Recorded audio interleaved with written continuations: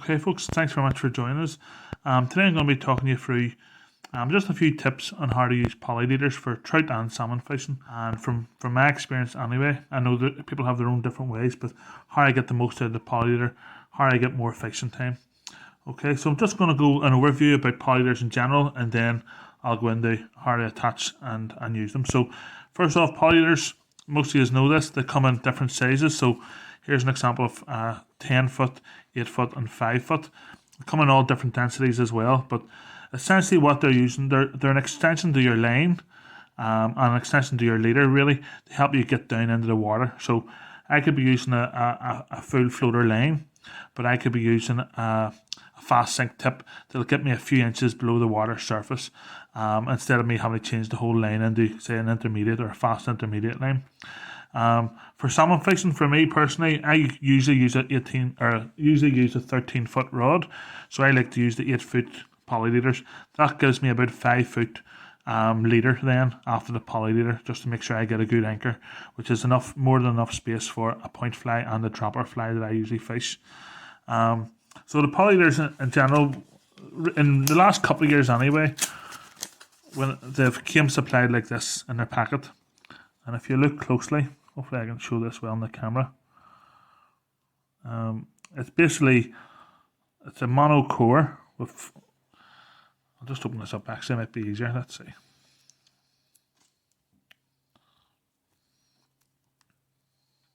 Okay, so it's just stretching out the polyleader here, and then at the tip of the polyleader is just straight mono, and that's the mono that you'll be essentially hooking your leader onto.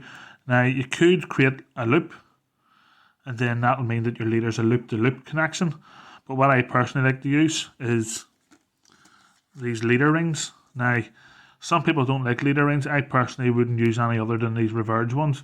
I know Rio do some, and then there's a few cheap ones as well, but I think it says in the packet there £2.50. £2.50 for 10 rings. If you have a whole set of polyleaders, that's £2.50 well spent. And I just attach that on with a half tuck blood knot, and you could use a wee bit of super glue as well, just to give it a wee bit of security, but it works really well for me. The beauty about these is that then I can attach my leader on and change it quickly. So I'll just show you how I do it and get the best out of the fishing. So I've got one set up already, and as you can see, this is the tippet ring going on to the leader, and I think this is an 8 foot leader.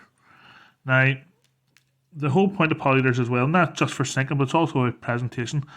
So even on a full floating line, I would still use a floating polyleader because it gives you better turnover, and it's a wee bit less splashy basically. So here we have a line here of just a braided loop, and I'm just going to show you. So you never put your polyleader into the line loop, because that'll give you a bit of a kink and it's not as neat. What I do is I always feed the loop of the polyleader right into the fly line, and then pull the leader until you get to the end. It's sprung back a couple of times now. So, and then I feed the ring again into the fly line loop. And that just gives you a nice soft connection. So you can see that, it might sound simple, but a lot of people would actually just fold them over, and obviously not as neat. So here you have the fly line running into the polyleader, and apologies, this is auto-focusing, but it's the best way to get the most of the video. And then we have our leader. Would be an intermediate leader, so it will get you maybe an inch below the surface. And then I would connect my leader and fly on that there. So say we have a fly here, so just a wee cascade. I can very quickly change. So I've got 4 or 5 foot of leader here. I would just connect that into the tippet ring and use your preferred knot. I would again tuck blood knot. I would use myself. I'm not going to wet this because it's just for demonstration purposes.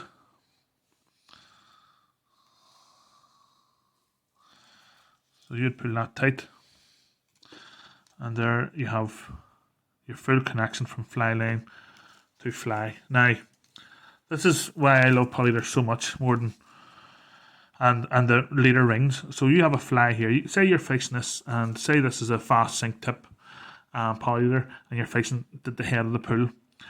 Within maybe 50 yards, you're halfway down the pool and the water's slacked off. You're going to be hitting rocks. You're not going to be fishing exactly where you want to be fishing. You know, especially say you're fishing resin fish and you want to fly higher up in the water. So what you could do, if it was a loop-to-loop, you'd basically have to cut off your flies and change the loop. But what I can do is just cut off your leader. Okay, so what you need to do is, first things you would do is remove the leader.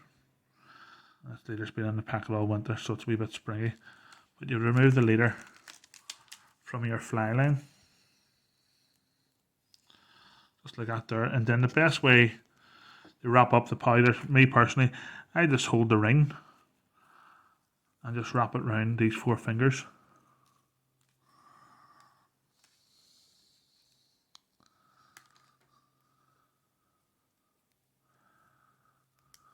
And then whenever you have a few inches, maybe 4 or 5 inches, that last bit then can get tucked inside a few wraps, maybe 4 or 5 wraps.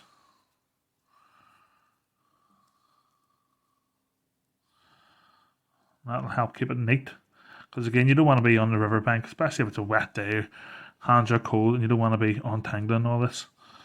So I just do a few wraps around, and you'll have a nice neat leader like that there. And then for storage, I always use leader wallets. So this is Lureflex wallet. Airflo do their own wallets, and sometimes they supply them if you get a kit. And what you can do is you can put in several different leaders, and you normally start from the top at floating, right down to your extra super fast. And that's, you would just store that in. So say, let's say this is at the top here. So this is a floater. You just store it in there. It's out of the way. It's not going to catch on the sip to damage the line. And then you would take out another leader. So say, for example, you wanted, let's say, for example, a slow sink tip one. You just, obviously you would do it quicker whenever I'm demonstrating it slowly here. You would just change the tip. Again, feed the fly line loop into the polyleader loop.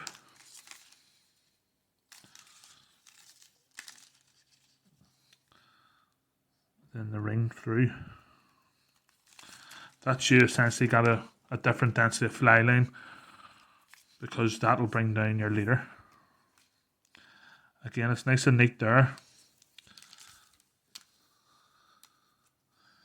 Then you just reattach your leader. Now, you may think, what's the hassle? If you have a size 14, you might be able to do this with a loop-to-loop.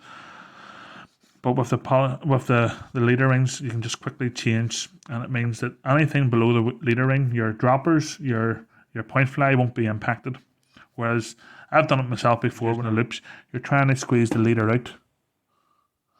And fly it as well. It can just get messy. And then your connection, that's, again, you would wet that if you were really fixing it. You would bite that off, and that's, you have basically a fly line that's another density down, and you have your flies. So again, that's just what I would do. It may not suit everyone's fishing. You might be fishing uniform water that you'd have the same tip on the whole day, but I would chop and change my tip, and by having a pack of these wallets and different densities, even different lengths as well, it could be more versatile. You can fish more pools and fish better and quicker as well, so you get more fishing time as opposed to doing knots and loops and everything else. So hopefully you found that useful, folks, and if you did, hit that like button below, hit the subscribe button, and as always, thanks very much, and I'll see you next time. All the best.